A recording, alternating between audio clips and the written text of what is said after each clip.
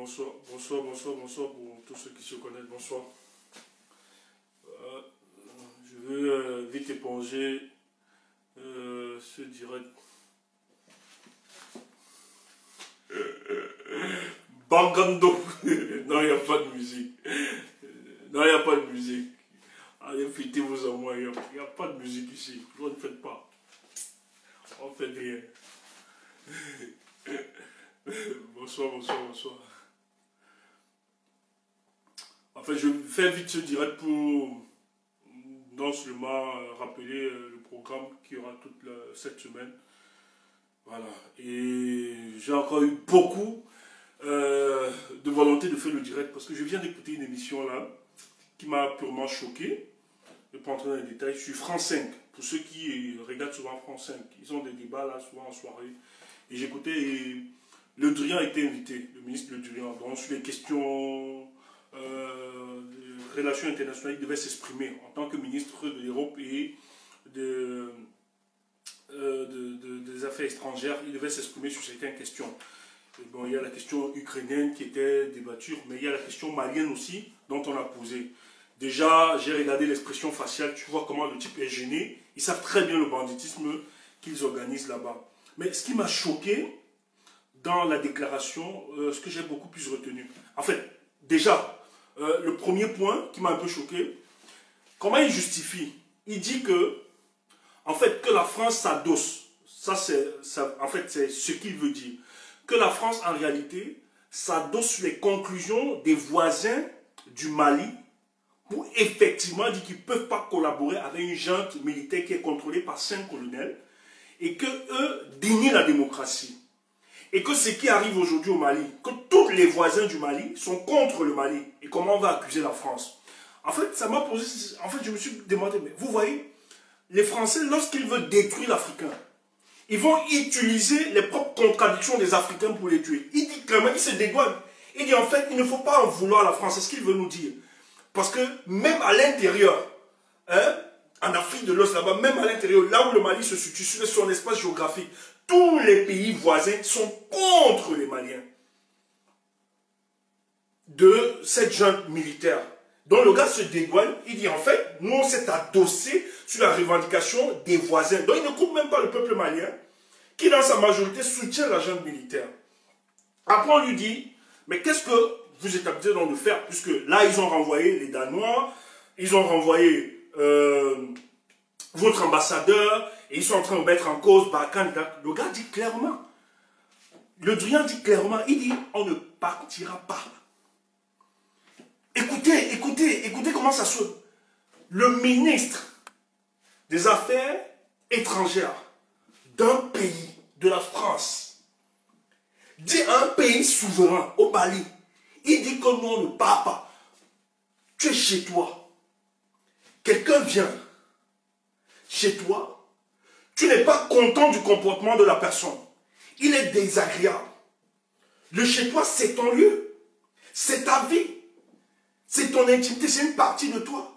C'est le seul endroit où tu te sens protégé. Tu dis à la personne, comme tu es désagréable, je ne veux plus que tu sois chez moi. Il faut partir. La personne te dit, je ne pars pas de chez toi. Écoutez comment ça sonne. Frère, si ce soir, vous êtes encore naïf, si ce soir, vous êtes encore naïf de ce que vous représentez, vous, Africains, parce que la plupart des Africains ne sont pas conscients de ce qu'ils détiennent, de ce qu'ils ont. Voilà quelqu'un qui sait très bien que s'il part de l'Afrique, il y aura des conséquences dramatiques pour son pays, la France. Ils sont conscients de ça. Mais toi, tu n'es pas conscient de ça. Tu prostitues ton pays, tu te prostitues. Tu ne donnes pas de la valeur. Et le gars est en train de faire... C'est une déclaration de guerre, non seulement pour le Mali, mais pour tous les Africains. Je le dis, c'est vrai que je vous interpelle, chacun de nous, mais c'est pour dire, frère, le 18 et le 19 ici à Bruxelles, il y a une rencontre entre l'Europe et l'Afrique. Il y a un nouvel deal politique qu'il doit redéfinir. Et malheureusement, ils n'ont pas invité la junte militaire. Ils n'ont pas invité les Maliens. Nous avons des problèmes.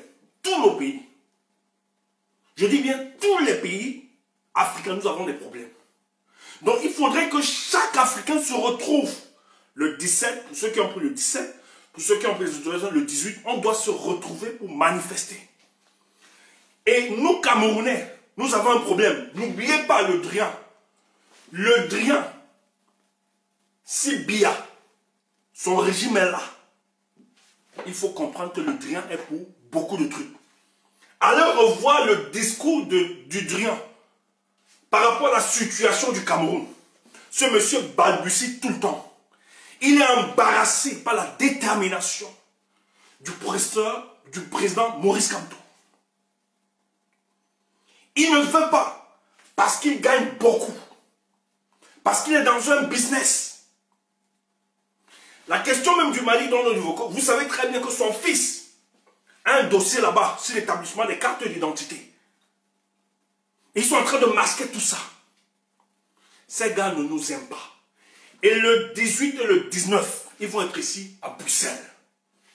Que chacun de nous trouve le temps. On avait annoncé ça depuis. Vraiment pour ceux qui peuvent demander des permissions. Pour qui peuvent déposer arrêt maladie, je ne sais pas. Nous devons tous nous mobiliser ce jour. Le monde entier doit nous entendre. On ne peut pas parler des questions africaines sans les Africains. Il faut que ça cesse. Parce que la plupart des dirigeants qui viendront là, la plupart, n'ont aucune légitimité populaire. Ce sont des supplétifs, des pantins positionnés à la tête de nos États. Il faut que ce soit clair.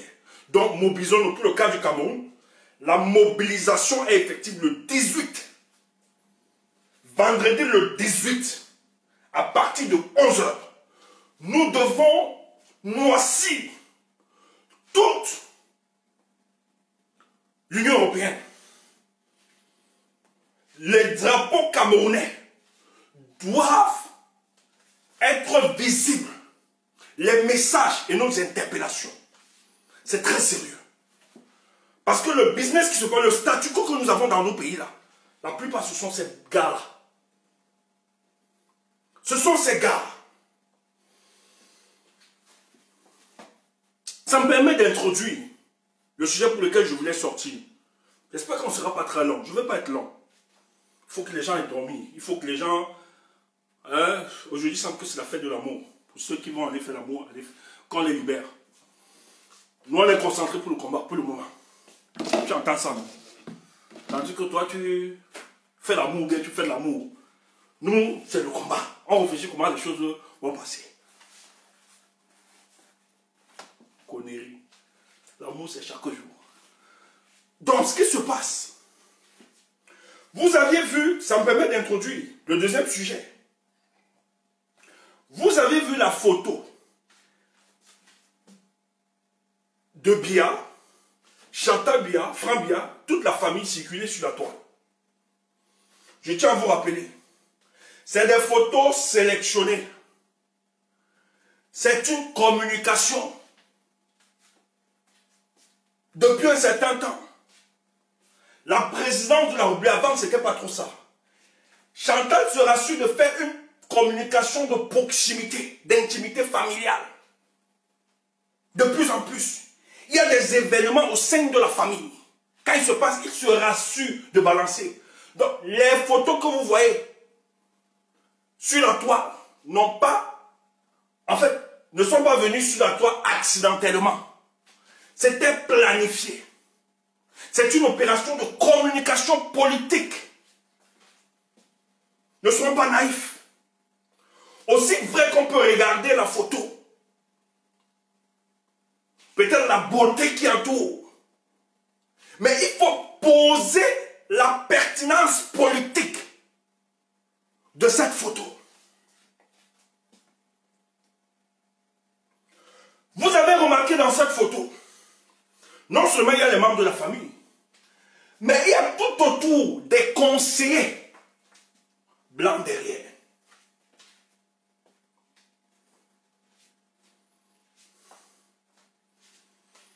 Vous allez voir des blancs derrière qui sont invités spécialement. Qui entrent dans l'intimité de la famille Paul Biya. Ils ne sont pas là au hasard. C'est ceux-là qui sont l'oreille et la bouche de Paris. C'est ceux-là qui doivent concrétiser et finaliser le processus du contrôle de l'héritage politique de Paul Biya envers son fils. Donc ne regardez pas ça naïvement. Tous les signes, les symboles, tout ce que doivent interpeller votre intelligence et votre maturité politique. Ce sont des conseillers qui sont l'oreille et la bouche. On n'a pas forcément besoin de passer par l'ambassadeur. Parce qu'il y a des choses aussi secrètes que les hommes de l'ombre organisent. Donc, c'est eux qui doivent assurer, qui donnent caution à Franck Biya pour la continuité. Et vous voyez que dans cette photo, depuis un certain temps, la première dame, madame la présidente, se rassure d'avoir une certaine proximité avec le premier fils du président qui est Franck Biya. Une façon de nous narguer, de nous dire, vous qui croyez qu'on est divisé, vous dans l'établissement, parce que certains dans l'établissement croyaient qu'ils étaient divisés, en fait qu'ils avaient des pailles. On sait qu'ils avaient beaucoup de problèmes. Ils ont arrangé ça. Ça a été résolu de manière circonstancielle pour faire plaisir aux vieux.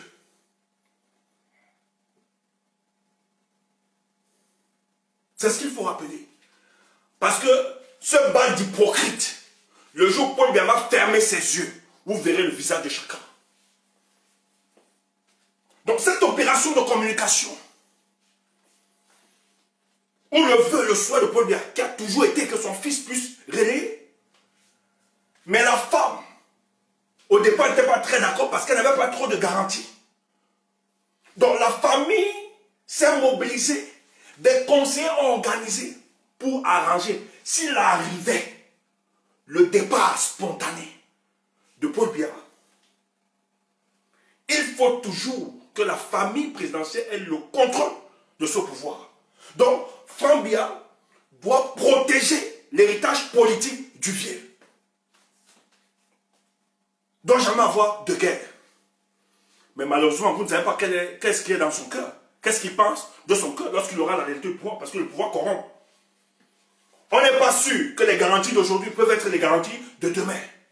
Tout peut arriver. Il le fait parce qu'il n'a pas encore la réalité de pouvoir. Cette femme ne l'intéresse pas trop. Et vous êtes sans oublier les problèmes qu'ils ont toujours eu. Mais la campagne politique qu'ils organisent, où elle sert le gars, le fils du président, est-ce qu'elle a besoin de serrer ça? Elle veut juste nous dire qu'aujourd'hui on se sent bien, on se porte bien, on s'entend. Donc c'est une opération de marketing politique.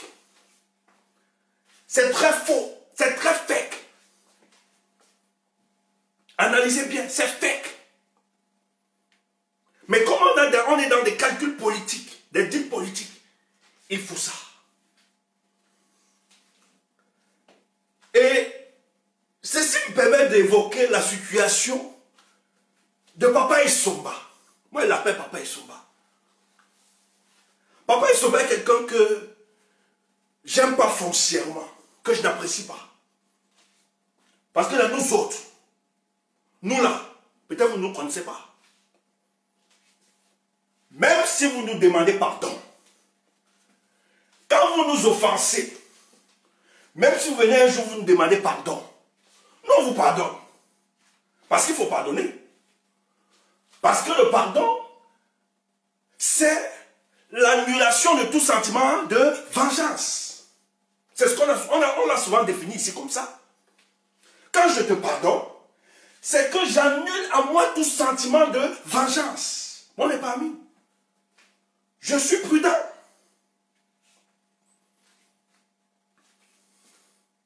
Tu entends ça? Je te pardonne. Mais maintenant, le tort et le préjudice que tu m'as causé, ça ne peut pas partir.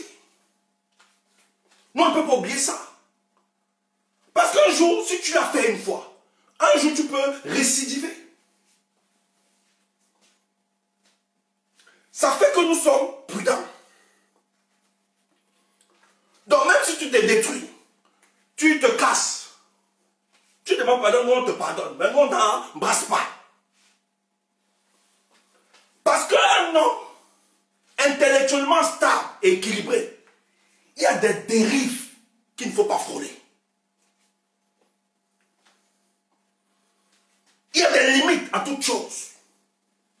Écoutez, moi les gens qui me connaissent, les gens qui me sont proches, ils savent la bouche que j'ai. Ma bouche peut être une source de bénédiction et peut être aussi une source de malédiction. Moi là au quartier, on aimait bagarre, on aimait me chercher la bagarre à cause de ma bouche. Ma mère, celle que j'aime bien, qui m'a accouché. Tous ses enfants peuvent lui parler. Ça ne va pas l'inquiéter. Elle va digérer. Mais moi, si je suis un mot, ma mère peut pleurer comme un enfant. Ma mère qui m'a accouché.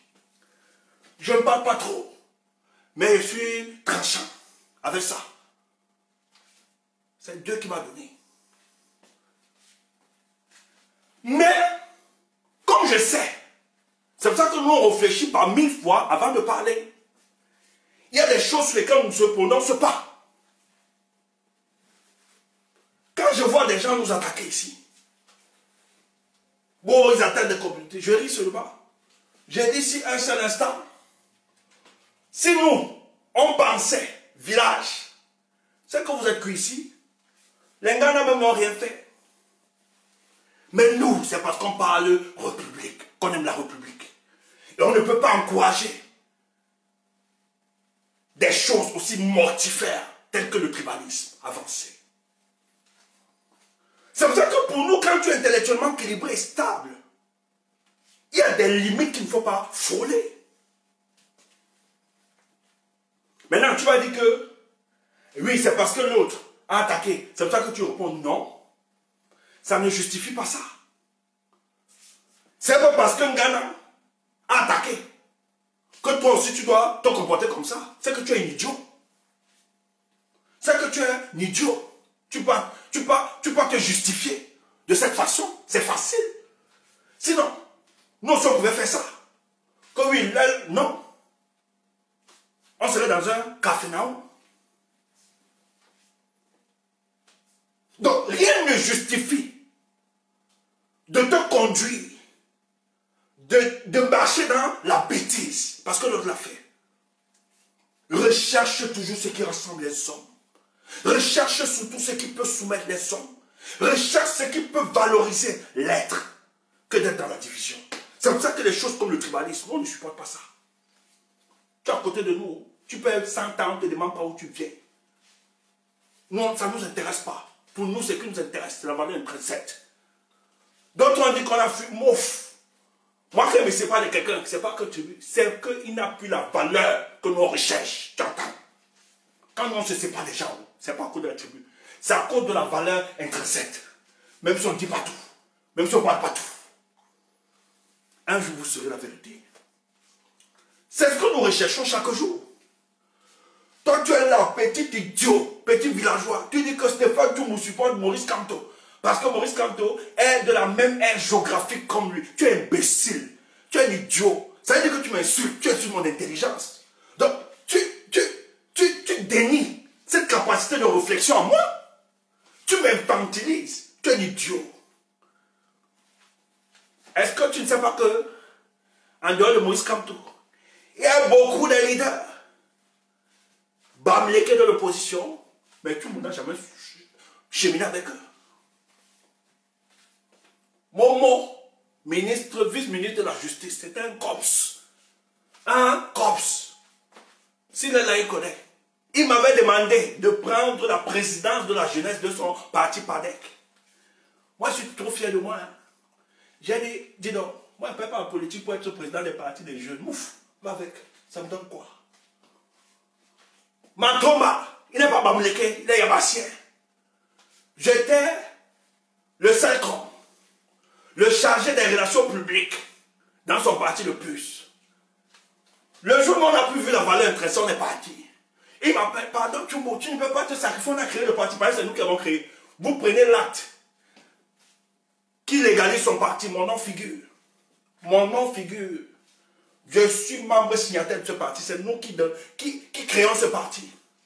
Il m'appelle un jour. Tu vois, après le sacrifice que tu as fait parce qu'il voulait me récupérer. Voici, il y a des élections. Je veux que tu prennes ta part, tu gagnes, tu sois aussi conseiller municipal. Il dit, pardon, tu m'as bien regardé. Tout le monde n'a pas fait la politique pour être conseiller municipal. Ouf, allez avec. À l'époque, nous là, on expérimentait la 17, la grammaire de la famille. Tu entends ça? On n'avait rien. Mais on est fiers de nous, à cause de nos convictions. Le gars dit, il dit à un de ses avocats, un de ses avocats dont on avait une certaine proximité à l'époque. Mais tu me se prend pour qui? Le petit là, il compte même sur quoi? Je compte sur mes convictions. Et mes convictions ne me trompent jamais. Quant à ça, ferme la porte. Mes convictions m'ouvrent les portes ailleurs. Tu n'aimes pas mes convictions pour le Cameroun, on m'ouvre dans d'autres pays. Tu ne sais pas que je suis un enfant adopté. Moi là, on a m'invité dans beaucoup de pays. Je veux aussi aller en Afrique. Niamsi ne va pas aller seul. Nous-mêmes, on va aussi aller. Tu entends ça? On ne parle pas tout, ne me tuez pas. Quand tu travailles pour le continent t'adopte. Nous, on a des endroits. Peut-être vous-même, vous avez peur de partir. On m'a dit, gars, viens dans un pays là-bas. C'est seulement le pays des Arabes. On me dit qu'on me donne tout. Tu entends ça? Pourquoi? À cause de nos convictions.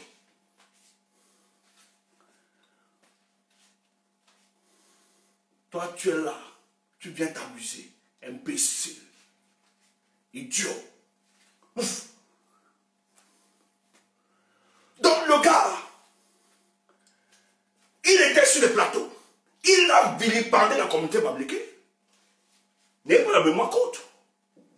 On a salué, on a applaudi. Mais vous savez, ce type, sincèrement, je ne déteste pas. Je peux prendre mes distances, je ne déteste pas. Parce que moi, quand je vois ce type, je me dis toujours que il n'est pas équilibré. C'est ça. Quand quelqu'un est tellement trop intelligent là, ça frustre souvent la folie. Il n'est pas trop. Donc c'est un type. Tu peux lui dire comme ça là, que bon voilà ce qu'on va dire, il dit oui, oui, j'ai compris. Mais après vous allez organiser, vous trahir. C'est comme ça qu'il est. C'est un type, c'est comme ça, il est authentique. C'est comme ça qu'il est, c'est un type authentique. Tellement on l'a utilisé pour vilipender la tribu Bamleke. La chaîne n'a jamais vu de problème. La chaîne n'a jamais vu, il était l'homme le plus salué, le plus applaudi. On déroulait le tapis rouge. On te dit que quand il y avait des dossiers spéciaux qu'il faut détruire Kamto, on appelle, Monsieur Souba, tu dois être en émission, on donne les orientations. On lui dit, Kamto ne sera pas de noces sur ce plateau aujourd'hui. Il dit, ok, il n'y a pas de souci. Quand j'ai d'abord ma vengeance avec les tontinats là, je vais les travailler aujourd'hui. Le gars là, tu vois comment il nous recèle correctement et bien. Nous, on en fallait seulement dire, ok, il n'y a pas de souci. Mais nous connaissons ces gens. Parce que c'est un groupuscule de mafieux. Ils ne sont pas représentatifs de la communauté des Bétis. Et quand Bétis, ils ne sont rien représentatifs. C'est un groupe de mafiosos. C'est la mafia, la haute mafia. Ça n'a rien à voir. Ils nous insultaient. Nous, on restait tranquilles. On dit ok. Mais nous, sachant comment ils sont, on dirait toujours, c'est la fin qui justifiera les moyens. Le gars a retrouvé sa lucidité quelques jours. Depuis un certain temps, sa lucidité changeait déjà. Je voyais qu'il se sentait déjà. Il est même adulé par certains des continents. Nous, on a toujours été distants. Tellement sa lucidité qu'on l'a tellement rattrapé que dans une émission, le gars dit, il ne ment pas. L'analyse qu'il a évoquée, c'est l'analyse propre, 100%. C'est clair. Écoutez. Paul Biya, elle là, il tient, parce qu'à côté de lui, existe Chantal Biya. Même son fils, Franck, ne peut pas. Franck va venir à la maison, il va fêter, après il va partir. Mais Chantal, aujourd'hui, détient la vie ou la mort de Paul Biya. Écoutez, une nuit, cette femme, si elle décide de mettre l'oreiller sur le visage de son mari, elle étouffe. Il meurt, il ne peut rien. C'est un ancêtre. 89 ans, c'est un ancêtre. Il faut que ce soit clair. Si elle décide de l'étouffer, elle prend l'oreiller, elle met, elle étouffe, il meurt, il ne peut rien. Et c'est terminé pour lui. Personne ne va parler. Parce que c'est Madame la Présidente. Donc, le gars dit, parce que lorsqu'on est vieux, on est frappé, n'oubliez pas ça. C'est un fait, tous, on va passer par là. Pour ceux qui vont vivre, qui vont atteindre la vieillesse. Pour ceux qui vont atteindre ça. Lorsque vous vieillissez, vous avez ce qu'on appelle la sénilite. La sénilite, c'est le dysfonctionnement des cellules cérébrales. Dû au vieillissement, c'est normal. Vous perdez vos capacités cellulaires. Et ils m'a dit qu'aucun homme, à cet âge, peut détenir 25% de capacité de réflexion. Il ne ment pas. C'est prouvé scientifiquement. Plus on vieillit, plus on perd ses capacités de réflexion. C'est pour ça que ce monsieur de Paul Biya, il est méchant. Il est dangereux pour la survie de notre nation. Et nous autres, on ne pourra jamais, les nous autres, on ne pourra jamais le lui pardonner ce qu'il a fait subir durant 40 ans au peuple camerounais. Que les autres soient dans un griotisme, célébration qui n'a pas de nom, etc. Nous, le potentiel que regorge notre pays, et qui a manqué d'être un véritable leader, non seulement sur la sous-région, mais sur l'espace continental, mais imposer une certaine respectabilité de par le monde, à cause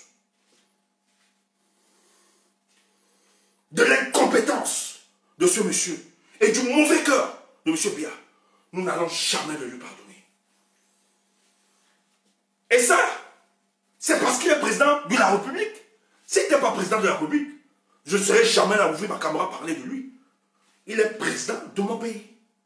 Il est co-héritier du patrimoine camerounais, comme nous. Mais il le gère mal, il administre mal. Et quand on lui dit qu'il est dans l'erreur, il est condescendant, il enferme les gens, il tue les familles, il divise les familles, il tue les enfants, il organise la guerre contre son peuple. Et vous nous dites qu'il faut qu'on le lui pardonne ça. Vous mentez. Vous mentez. Faites pour vous, vous mentez. Jamais et jamais. Ce monsieur a détruit la fierté de notre nation. Tout ce qu'on fait là, le racolage, on essaie de masquer, on farte. Le Cameroun se porte mal. Il y a un malaise général si vous ne le sentez pas. En un mot, on a voulu camoufler ça. En vous distrayant par l'organisation de la CAN. Mais le lendemain, la réalité de ce pays a rattrapé beaucoup. Et vous pouvez qu'on peut être fier? Jamais. Donc le type, il dit clairement que la femme tente et un remaniement ministériel, s'il le fait, un remaniement ministériel, si elle n'est pas d'accord, elle arrache les bêtises déchirées. Il a raison. Mais qu'est-ce qu'on a fait? Le lendemain, vite fait, on l'a viré. Vous voyez donc aujourd'hui que cette chaîne n'est pas une chaîne pour la conscientisation des masses, pour la formation des masses, pour l'éducation des masses. C'est une chaîne d'abrutissement des masses. et qui a pour seule orientation le griotisme à l'endroit de Paul Biya. Donc le jour que quelqu'un, même de la maison, s'écarte de cette logique, de ces règles qu'a fixé cette chaîne, on le vit directement, on le rappelle de manière brutale, qui n'est rien. On le fout dehors comme un mauvais paquet. Et ce qui est passé sur son banc, on l'a humilié. Ils ont versé ça sur les réseaux. Hein. On a dit à une petite fille, là, allez, écris ça. Il passe ici. Il ose critiquer la première dame. Voilà. Oh, hier, ce gars a travaillé à mouiller le maillot pour cette chaîne. Ils ont donné le temps pour cette chaîne. Les autres même sont partis pour aller chez Obama. Mais lui, il est resté fidèle à cette chaîne. Un moment. Il a soutenu. Regarde comment on remercie. Et tu penses que le peuple va t'adopter facilement? On regarde vos lacunes. C'est pour ça qu'il faut être intransigeant avec vous-même. Même si tu n'as rien à manger, défends ta position. C'est pour ça le jeune Aristide Momo, Aristide Momo, je salue beaucoup ce jeune. Et je l'encourage de tenir ferme. De ne jamais, même si c'est difficile, qu'il prenne le recul. Moi, je préfère, même si à un moment c'est difficile, prends-toi le recul. Tu te tais. Mais que d'attaquer ce qui est cher pour cette révolution. Ou bien d'entrer en intelligence avec ceux qui détruisent cette nation pour se moquer de ce peuple. Parce qu'ils ne nous aiment pas, ils n'aiment personne. Voilà et tout. Ils vont le manger. Vous là, vous dansez, vous jubilez, machin, tu jubilez et tout, fils. C'est votre problème. Donc, nous là, c'est eux qui vont gérer le dossier du tout. Vous ne les connaissez pas. Vous ne les connaissez pas. Ils ont des tentacules, des complices, même à l'international. Ils vont le nuire. Ils vont oublier que hier, tu leur as apporté du soutien. Ça, ils ne regardent pas ça. Parce qu'ils sont dans une logique de confiscation du pouvoir. Et quiconque, ils vont détruire. Il n'y a pas de sentiment. Or, pourquoi j'en veux à les Soumba? Parce que les Soumba, qui eux se présentent comme des intellectuels, parce qu'une nation qui regorge de tels intellectuels ne doit jamais être à l'encontre de la volonté populaire. Le peuple camerounais, dans toute sa majorité, estime ils vivent un cycle infernal dans leur nation. Au lieu d'utiliser votre lumière, votre compréhension, votre intelligence, pour éduquer les masses, pour donner la capacité à ces masses de s'organiser, de créer même l'insurrection morale à cette masse, parce que on a passé du temps à abrutir cette masse. Or, au lieu de prendre votre intelligence, le servir pour le bien de la communauté, vous prenez votre intelligence pour servir le dictateur, pour servir le malheur de ce peuple. C'est ce que vous aviez fait. Or, le combat que nous menons, ce n'est pas un combat du tribalisme. Mais vous avez fait croire à certains que ce que vous faites, vous défendez, c'est la tribalité. Oui, moi je suis d'accord pour la tribalité, parce que la tribalité, c'est le sentiment d'appartenance à une identité, à une ethnie, c'est une fierté. Je suis d'accord. Mais qu'est-ce qu'ils ont fait? Ils ont perverti la tribalité pour atteindre le tribalisme. Et qui était une opération politique qui avait pour but de conserver le pouvoir. Or, pourquoi on a amplifié le tribalisme? C'est fait exprès, c'était pensé. Parce que le problème du Cameroun, ce n'est pas le tribalisme. Pourquoi ils ont amplifié?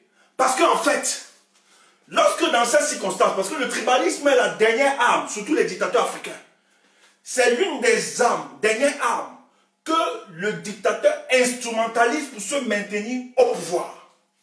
En fait, quand il utilise le tribalisme, c'est pourquoi? C'est qu'avec le tribalisme, parce que le tribalisme n'échappe pas à la règle, à cette veuillerie. Cette règle, la veuillerie dont nous évoquons tout à l'heure, de temps en temps. diviser pour mieux régner. Le tribalisme n'échappe pas à ces règles, à cette veuillerie-là. Le diviser pour mieux régner. Donc, lorsqu'il décide donc d'utiliser le tribalisme, c'est qu'en fait, il faut diviser les peuples pour que la conversation nationale ne se structure pas autour des questions de malgouvernance, de corruption, de vol, de stades mal construits, des hôpitaux qui sont en manque, de Covid-Gate, etc. C'est pour ça qu'il faut amplifier le tribalisme pour détruire la conversation nationale qui va être structurée sur les questions de malgouvernance, de Covid-Gate, de corruption, de vol, de détournement de fonds, de la bêtisation de tout un peuple par le système de Paul Biya. C'est pour ça qu'il faut amplifier le tribalisme. Et ces gars ont été les théoriciens du tribalisme sur les plateaux. Ils ont aidé les peuples à se saisir de ce discours de division, de séparation. Tu vois des ministres d'État qui s'en vont dans leur propre village. On a vu des vidéos. Écoutez, c'est notre pouvoir. Les gars là veulent prendre ça. Vous voyez comment? Et tu vois l'idiot villageois. Notre pouvoir, c'est à nous. On te montre, on te crée des scènes bizarres. Tu as une maman, peut-être elle est naïve. J'ai rien contre elle. Mais tu vois le processus d'aboutissement. La maman sort. Vision 4 sera sûre de filmer ça. C'est notre président. C'est notre papa. On va seulement le soulever. L'aboutissement. Oh, allez voir dans les conditions misérabilistes où elle vit. Oh, on dit à cette femme que, dis donc, les gars veulent arracher notre pouvoir. C'est notre chose. Il ne faut pas permettre ça. Quand ils gèrent bien les choses, est-ce que vous allez manger avec eux? Est-ce qu'ils sont là pour vous traiter? Des idiots, des abrutis. Quand ils sont en danger, ils reviennent vers vous. Vous aussi idiots. Vous dites, notre frère, c'est notre papa. On va seulement le soulever. On va, imbécile. Quand tu le soulèves, après tu pars manger le manioc avec de l'eau. Lui, il est seulement caviar, saumon fumé. Il est seulement là, cerveau d'agneau. Tu entends ça? Hein? Il est les dons Pérignon. Toi, tu es là, le manioc, tu tapes avec le macango. C'est notre papa. On va seulement le soulever. Idiote. Idiote. Parce qu'ils sont venus te dire, écoute, ce qui se passe là, les Bamileke veulent prendre le pouvoir. Ils ont écouté. Si un seul instant, Maurice Kamto avait une démarche hégémonique contre les autres tribus de cette nation, moi, Stéphane Toumou, par la rigueur et la sincérité de mon combat, je ne suivrai jamais cet homme. Maurice Kamto s'est désolidarisé, je dis bien désolidarisé de Ghana. Vous avez vu ce que ça l'a valu ici. Ghana l'a traité de tous les mots. Même les sbires de Ghana l'ont attaqué. Mais il a assumé. Pourquoi? Parce que cet homme, lorsqu'il voit la République du Cameroun, il ne voit pas Bamileke. Il voit la multitude des tribus. Parce qu'il sait, la convention de la nation ne réunit pas les tribus. C'est bien beau d'aimer sa tribu. Moi, je suis fier de ce que je suis. Je suis Bamileke. Je suis fier de ce que je suis. Je l'assume, j'aime bien. Mais maintenant, je ne peux pas utiliser ma fierté pour éclipser ou anéantir les autres. Jamais. Parce que je sais que la création de la nation, à un moment, a voulu que j'aliène cette liberté, que j'aliène cette fierté, pour le donner dans une vision, pour la construction d'une société meilleure, afin qu'on nous organise, qu'on sorte de ces états de l'époque, pour nous donner un sursaut de modernité, pour affronter les contingences de la mondialisation. Sinon, on serait resté. Mais on s'organise en tant que nation, on décide ensemble de converger, d'aliéner notre fierté, notre tribalité, dans un projet commun qu'est la nation. Mais on ne réunit pas nos origines. Mais c'est parce qu'on le fait. Face aux contingences de la mondialisation, il faut nous doter d'une nation puissante, forte, qui aura des moyens régaliens pour s'imposer sur le concert des nations. Donc, c'est une fierté d'être ensemble et de parler du Cameroun. C'est pour ça que j'aime ce monsieur. S'il te plaît, toi qui dis que comme toi, laisse le père là. Continue le combat. Même s'il est silencieux, même s'il ne parle pas, il est dans le combat. Quand il va sortir, toi tu vas voir. Tu sais ce qu'il nous prépare. Le silence n'est pas seulement le silence dont on parle.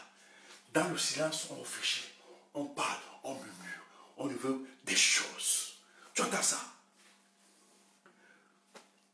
Donc ne tombez jamais dans ce piège.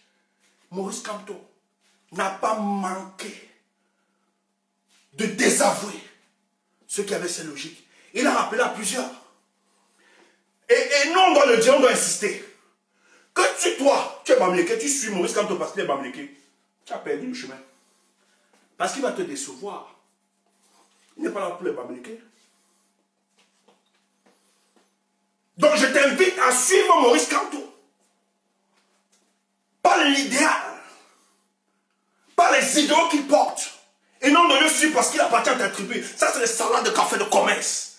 Ça, c'est les gens du précambrien. On ne fonctionne pas comme ça. Nous, on le suit parce qu'il porte certains idéaux, certaines valeurs.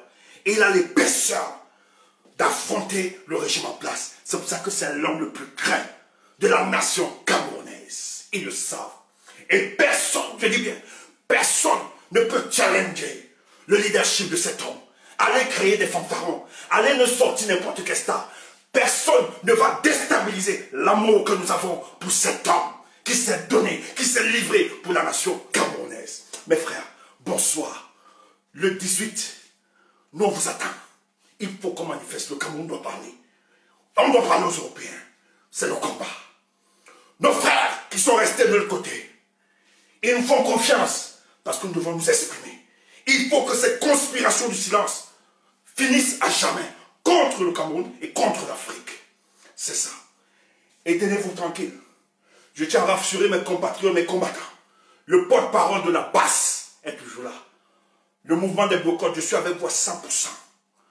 Pour le moment, on a structuré, on a donné une certaine chronologie par rapport aux événements. Dès qu'on finit avec l'événement de cette semaine, on lance des actions de boycott. Le porte-parole a parlé de la brigade anti-sang.